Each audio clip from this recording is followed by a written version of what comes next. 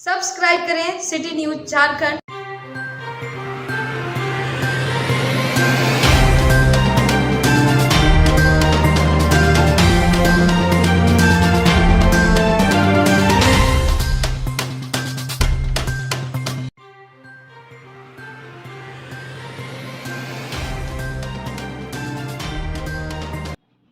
एटक से संबंध झारखंड राज्य दिहाड़ी मजदूर यूनियन के बैनर तले गुरुवार को बालू के सवाल पर समाहरणालय परिसर में मजदूर महापंचायत लगाया गया, जहां वक्ताओं ने राज्य सरकार से बालू के सवाल पर चुप्पी तोड़ने और बालू सबके लिए सस्ता व सर्वसुलभ कराने की मांग की। इसके पूर्व मजदूरों ने एक रैली शिवाजी मैदान से शुरू होकर निकाली, जो शहर के मुख्य मार्गों का भ्रमण करते हुए कचहरी परिसर पहुंची।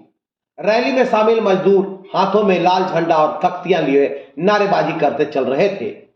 जल जंगल जमीन हमारा है, बालू के सवाल पर सरकार चुप्पी तोड़ो, बालू सबके लिए सस्ता और सर्वसुलभ करो, बालू को माफियाओं के चंगुल से मुक्त करो और बालू की समस्या का अस्थायी समाधान करो आदि मांग को लेकर मजदूरों ने समाहरणालय पहुंचकर आक्रोशपूर्ण नारेबाजी की।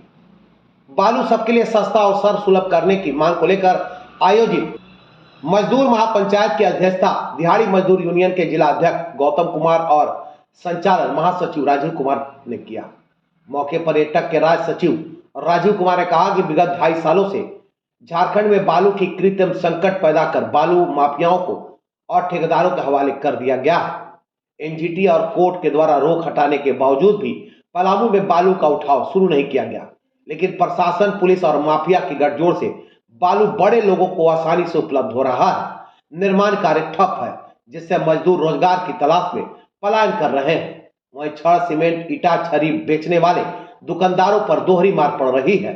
उन्होंने कहा कि बालू सबको मिले, सस्ता मिले, बालू की उपलब्धता सर्वसुलभ और बालू से माफियागिरी बंद हो, तभी मजदूर यूनियन चुप बैठेगी। सरकार और प्रशासन को आगाह करने के लिए मजदूर महापंचायत लगाया गया था।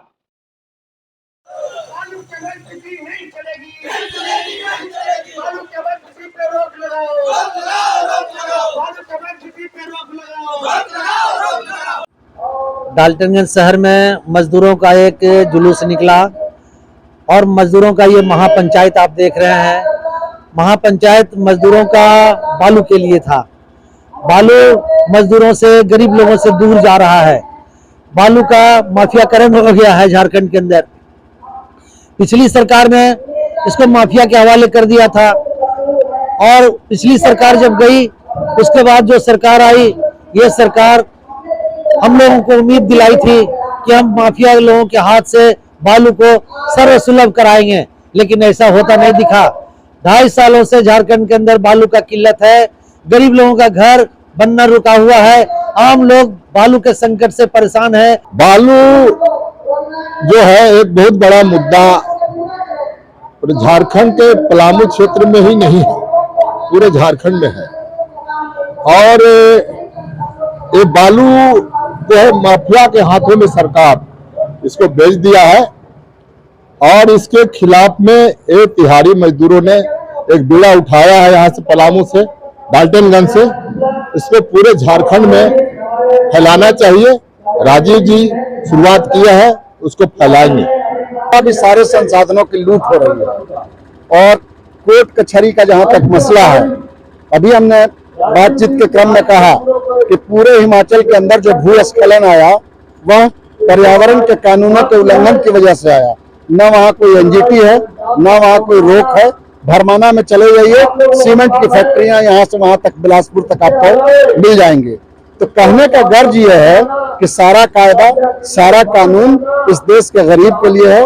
गरीब आदमी अगर जैसे साइकिल पे बालू लाके किसी तरीके से अपना मकान बनाए तो उसको पकड़िए, जेल में डाल दीजिए, उससे पुलिस वाले 5-10 रुपया ऐंठ लें।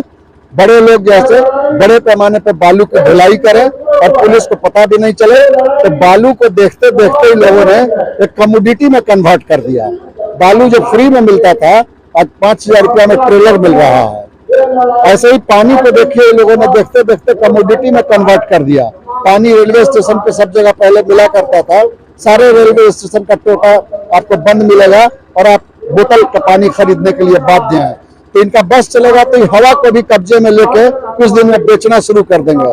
इसीलिए हमने कहा कि यह सिर्फ बालू का मसला नहीं है, मसला पॉलिसी का है। और जहां तक चीफ मिनिस्टर की बात है, तो चीफ मिनिस्टर को जनता को जवाब देना चाहिए कि क्यों इस सवाल को दिल्ली से पूछा जाना चाहिए। क्या आप जैसे पलामू के लोगों को बालू उपलब्ध कराना चाहते हैं और दिल्ली उससे बाधा पहुंचा रही है? और अगर दिल्ली बाधा पहुंचा रही है तो दिल्ली किस तरीके से बाधा पहुंचा रही है, ये कम से कम यहाँ की जनता को बताइए। और यहाँ के जनता के नेता की हैसियत से जनता का आह्वान कीजिए कि हम जैसे दिल्ली के इन नीतियों के खिलाफ, जिनकी वजह से बालू नहीं मिल रहा है, बड़े पैमाने पर लड़ाई शुरू करने वाले हैं। जनता इस लड़ाई में शामिल हो। तो आप सिर्फ एक लाइन में ये कह के अपने रिस्पॉन्सिबिलिटी से नहीं बच सकते हैं। असल में हिंदुस्तान की पॉलिटिक्स जो है वो पूंजी की रखेल हो गई है और सबको बड़े पैमाने पर पूंजी चाहिए, और जहां पूंजी की गुंजाइश नहीं है वहां दिक्कत हो रहा है।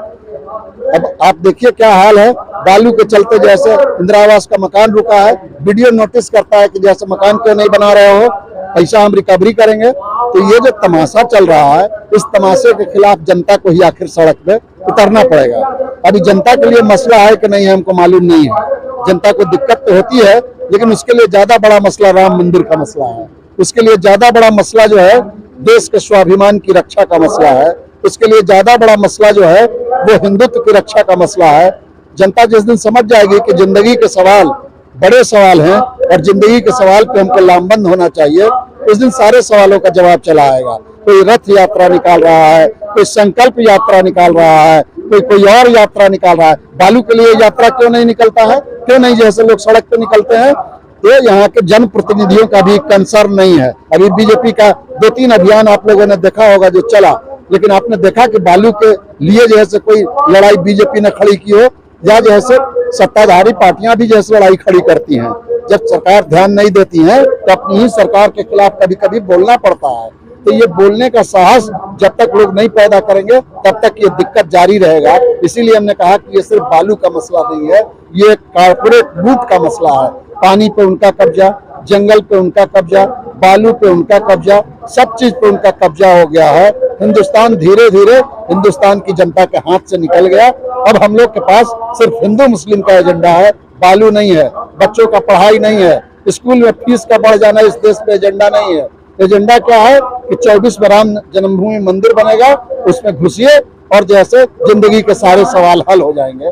तो ये जो पॉलिटिक्स से डिटैचमेंट है जनता का, इसको हम लोग तोड़ना चाहते हैं। कितना कामयाब होंगे, सब कुछ हम लोग के कब्जे में नहीं है, हमको नहीं मालूम है। हमारा काम जैसे आवाज देना है, लोगों को जगाना है।